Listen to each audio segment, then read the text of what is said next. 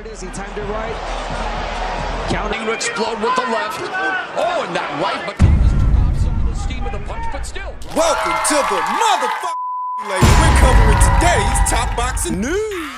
Okay, we'll start with this. Scribe Blake Avignon took to his social media and said, sources, DAZN is preparing for a significant round of layoffs by the end of Q1 as investor scrutiny intensifies over cumulative losses while losses narrowed. In recent reporting, DAZN remains heavily reliant on external funding amid aggressive right spend. Sources say the downsizing is tied to efforts to streamline costs and clean up the balance sheet ahead of a potential move involving FanDuel Sports Network, with headcount reductions reviewed internally as necessary to make any RSN acquisition or partnership financially defensible. The timing follows Saudi Arabia's PIF-linked SURG Sports Investment taking a minority stake tied to MENA-focused JV, sharpening the focus on burn rate, governance, and a path to profitability. In other words, they're trimming the excess on the verge of another deal, trimming the fat seemingly to make room for FanDuel Sports Network. This wouldn't be the first time DAZN experienced a round of layoffs. They've had several rounds of layoffs and restructuring in recent years, from 2022 to 2025, as it shifted its strategy, cutting UK staff around 50 in 2022 to focus on growth markets like Spain, Italy, and Germany, while also making cuts in India and Poland in 2023, and impacting its Australian acquisition, Foxtel Group, in 2025, driven by cost-cutting and adapting to media industry changes. In a word, them laying a couple of people off amidst a new venture is really just business as usual. Not only that, Misfits Pro has landed on DAZN. The professional boxing division of KSI's Misfits company has today announced a long-term broadcast deal with DAZN. Their first event is Deontay Wilder versus Derek Chisora on April 4th, with a second event to be confirmed on Friday. Not sure, but I believe that Misfits as a promotion has operated primarily out of the United Kingdom, which comparatively is a more fertile market right now than the United States, amidst the rumors that DAZN may end up giving Golden Boy Promotions the boot. You think they're replacing them with Misfits Pro? I think that is a distinct possibility. I think that Golden Boy Promotions' content offering on the platform from the moment they arrived there took a nosedive as soon as they lost Canelo. They've been slugging along ever since, so maybe they're reevaluating which promoters they want to work with. Theoretically, maybe they give Golden Boy the boot to make way for Misfits Pro? Maybe. The layoffs and restructuring what promoters they're working with isn't really cause for concern so much as the advent of Zuffa Boxing that has a lot more money behind it than any promoter on DAZN, perhaps more than DAZN itself. They do. Paramount Plus is many times bigger than DAZN as a platform, and that's not the only money behind Zuffa. There is also the WWE, UFC, Sella, and Turkey El Sheikh. That's cause for concern. Cause for concern. Not only does Zuffa have a fuck ton of money behind them, but they may also have Netflix behind them, and they want to use DAZN's fighters. They already are. They're the ones doing Tyson Fury versus Arslanbek Makhmudov. How is DAZN supposed to compete with that? They want to do Fury versus Joshua when the time comes, and I ask again, how is DAZN supposed to compete with that?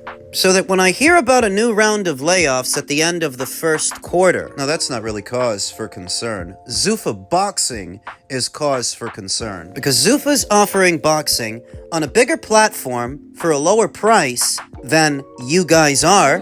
Paramount is cheaper than DAZN. So is Netflix, and they want to use Netflix for the bigger shows, for the bigger cards. I don't see how DAZN is supposed to be able to compete with that. Not when you're charging more than they are for less. That Ultimate tier, that looks like a fucking disaster to me is what it looks like. $400 annually? Pretty big fucking boxing fan, and I know a lot of hardcore boxing fans, but I don't know a lot of them that want to kick out that much money for a bit of boxing. It's a lot. During one of the live streams, somebody asked me, with the advent of Zuffa and everything they seem to have going on, what happens to DAZN? And, DAZN's American content offering is already not that strong. If Golden Boy gets the boot, And they don't replace it with something for Americans, like, say, Top Rank. If they don't, well, it gets even weaker, and it gets even easier for Zuffa to dominate this market. take it over. In a scenario like that, DAZN, which has always been primarily international, would likely focus on UK fights, UK fighters, and other fighters in other parts of Europe, Australia. Matchroom? Matchroom's got a few American fighters, but they would need a lot more in order to compete with Zuffa. Matchroom, with their current roster of American fighters, they just don't have enough to dominate this market. Not by themselves. They would need more. Well, what is it that Zuffa has that would help them dominate this market? A lot of money behind them, a bigger platform than DAZN that is less expensive than DAZN. That helps. Accessibility and affordability for the consumer, that helps quite a bit. And with this proverbial mass exodus of fighters in the American boxing scene now migrating over to Zuffa, it won't be long before they have a strong stable of their own. So I reiterate, in light of recent DAZN news, I don't really look at any of that as cause for concern more than what Zuffa is doing. If DAZN needs to be worried about anything as a platform, they need to be worried about them. They need to be worried about Paramount. Men's super flyweight news, a story that's flying somewhat low on the radar, as most stories do at the lighter weights. BAM Matchroom renewal has been finalized. Any update on BAM? Eddie Hearn said it's Matchroom 100%, to which Robert Garcia responded, yeah, that's who it is, and that's what it looks like. Eddie sends us an offer. I got a great offer from a few other promoters, but Eddie did match it. So now the attorneys are finalizing everything. With Eddie, we have a good relationship right now. He's on top of everything with the way he's working, with the champions that he's making, the fights that he's promoting. I'm not fighting with Eddie or trying to take BAM somewhere else. But you are trying to get him the best deal. There's nothing wrong with that, by the way. But I'm doing my job too. And look, from what their first offer is to now, it's a big fucking difference. So you're doing a good job. I'm just doing my job. So they can't say. You didn't quite make out what Robert said. He said, from their first offer till now, it's a big fucking difference. Meaning, what they offered BAM initially wasn't as much as what they're going to end up paying him, matching somebody else's offer. Gotta pay to play. And Eddie Hearn did say that he wants to take Zuffa on, that he wants to compete. In order to do that, you can't start losing your flagship fighters, your star fighters. BAM is one of them. Bam! Eddie Hearn made some mention of trying to get BAM the undisputed super flyweight title fight, which I think is a fight of some significance, even if the opponent is not all that well known. IBF champion Willibaldo Garcia. It's not so much about him as it is about his title, as it is about crowning an undisputed champion at super flyweight that, to my knowledge, has never had an undisputed champion. At least not in the four-belt era. You can't undermine the significance of that accomplishment when done right. It can serve as the launch pad for a fighter to catapult them into the next stratosphere. That's what Undisputed did for Naoya Inoue at 118 and for Usyk at cruiserweight. It was going undisputed that made people pay attention. That would have otherwise not paid attention. It was pursuing undisputed that made people pay attention to Gennady Golovkin. All the belts. Remember that? Remember that hashtag. The pursuit of undisputed for Bam Rodriguez could be beneficial. Bam! He's already been a unified champion at 2 weights, very accomplished. What I would like to see from Bam is more fights more often. I would prefer to see him fighting 3 times a year than the customary 2, because it's very easy for a fighter, especially one fighting at the lighter weights, to get forgotten about fighting on a schedule like that. In America, most of all, where they don't customarily watch the fighters fighting at the lighter weights. But if Bam is fighting more often, at least one more time a year than usual, 3 times instead of just 2. That'll keep him in the news. That'll keep him in the public consciousness. And Matchroom needs to if they want to compete with Zuffa. right now, at least momentarily, that's what you've got. You've got more brand familiarity, brand trust than they do, and a few more stars. At least momentarily. So they should do this with Bam. See if you can't get him out there 3 times this year. And not just him, you should do this with Boots also. The corner Kelly has turned here. He's definitely turned the corner as far as the psychology, because it's not just that you do it and you show us you're able to do it. Now you yourself have seen you can do it. Champ, I know the corner he turned. He turned the corner right into a John Ennis fight. That fight's going to be so easy to make. So that's the corner he turned. That's a good point. That's the corner he turned. But and that's the matchmaker hat, which I like. I enjoy that. But also from a psychological perspective, it's not just that we've seen it. Mm-hmm. He's also been through it and now knows he can deal with it. He just beat the boogeyman. But not just the boogeyman. You've been in a tough situation and you came out of it. So Eddie Hearn more than once in the build-up of Kelly versus Murtazaliev provided assurance that if Josh Kelly won, he had already agreed to fight Boots Ennis thereafter. Skeptical about that. I happen to think if Bakram would have kept his IBF title, a fight with Boots and Bakram would have actually been easier to make because Bakram's name wouldn't have been tied to a potential Conor Benn fight, like Josh Kelly's name is tied to a potential Conor Benn fight. But that's the story. Now that's what people are expecting. Boots versus Kelly. One potential stumbling block on the horizon is that boxing scene is confirmed. Bakram Murtazaliev's representatives have petitioned with the IBF for an immediate rematch against Josh Kelly. His team took issue with Judge Steve Gray's conservative 10-10 scoring of the 12th and final round. My purview of that fight is either Josh Kelly won at 7-5 or a draw. I didn't see a fight that Bakram won. Don't forget about the knockdown. I didn't, but don't forget that Bakram scored a knockdown of his own. In terms of who won more rounds, I felt like Josh Kelly won more of the rounds, or it's a draw. I feel like it took Bakram a little bit too long as the away fighter, and being the away fighter matters. I know a lot of people don't want it to. They want it to be even Stevens. They want it to be fair, but life ain't fair, folks. And on the predication that Josh Kelly had the home field advantage and he was the house fighter, I felt like it took Bakram a little bit too long to grow into that fight and start winning rounds of his own. The outcome was not controversial to me. So on that predication, I don't know that the IBF will grant them their petition for an immediate rematch. I don't know that there's enough there that we need to see a second fight. If they make it, I'll watch it. But if they make it, that also throws the monkey wrench in any plans to put Josh Kelly in the ring with Boots Ennis. And if that happens, Boots Ennis is up the creek without a paddle because the WBC champion, Sebastian Fundora, is already spoken for. He's fighting Keith Thurman. The WBA and WBO champion, Xander Zayas, he literally just fought. He's not going to be available for a while. Boots Ennis' resume, already being paper thin and having fought a rank amateur, a nobody, in his junior middleweight debut, he's not at liberty to fight another bum. No, you better find somebody good. And if Josh Kelly becomes unavailable, I don't know who's around. I don't know who else there would be for Boots to fight.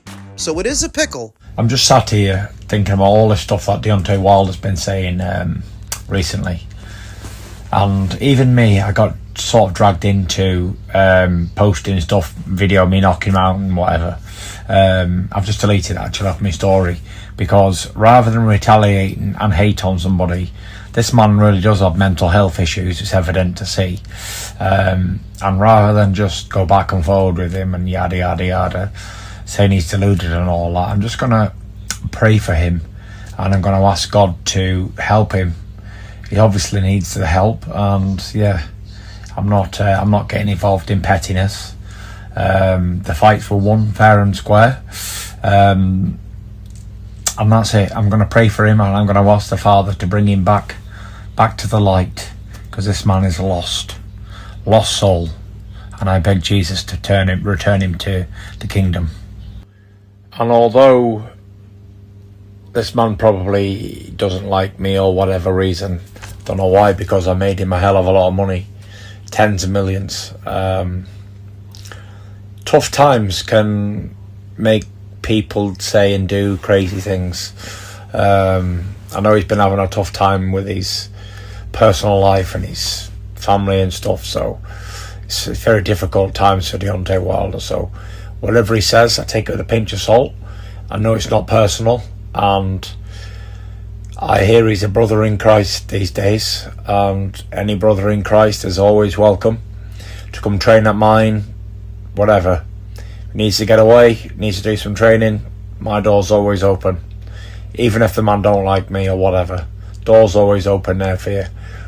We shared some great fights over the years, and yeah, I pray for him 100%. I'm going to say the quiet part out loud because there's no point in having this conversation if we can't be honest with each other. In truth, there's no point in speaking. Tyson Fury may now just be realizing that Wilder doesn't just dislike him, Wilder hates him. He is in awe of that hate. It's been years. They've even bumped into each other since then. Wilder embraced him when they bumped into each other in Saudi, to then turn around and start up with the same rhetoric. To Tyson Fury, at least momentarily, it would have seemed that the hatchets were buried and all was right with the world. But no, Wilder still harbors a deep resentment towards him, to the point Wilder hates Tyson Fury. But more specifically, even more specific than that, it's not just that Wilder was the architect of his own downfall. It's not just that he picked a cherry and it blew up in his face. What he really hates, even more than that,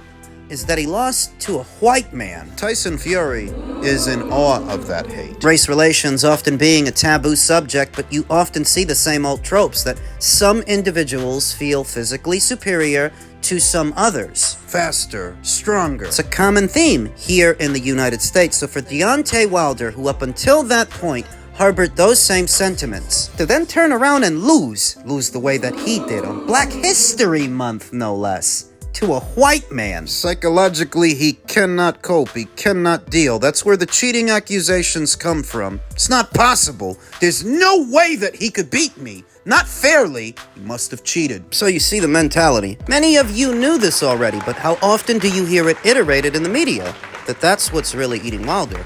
Losing to a Caucasian. Now, he can work with them or have them work for him well enough, like JD's and Lou DiBella for a time, Shelly Finkel. Shelly Finkel still manages him. He's okay with that. But losing to one in competition, it's damaged his brain. He thought he was better just because. Thought he's a better fighter, better physical specimen, so that losing to one, he cannot reconcile it. It's a little bit more than being a sore loser, because you don't see him spending this much time on his loss to Zhilei Zhang or his loss to Joseph Parker. He's not that broken up about any of that. I know that he probably blames Tyson Fury for those losses too. How often do you hear it said openly that Wilder's real problem is his prejudice towards Caucasians? That's what it is. It's a prejudice. If you think you're better just because, that's what it makes it. Whereas if Wilder viewed Fury through a different lens, if he had fought him for a different reason, because he really felt he was a great fighter, and because there is no shame in losing to a great fighter, he wouldn't be this way right now. The reason he's this way right now is because he thought he was inferior. That's why he fought him. Thought he was obese, suicidal, strung out on coke. No way this guy beats me. So that when he does,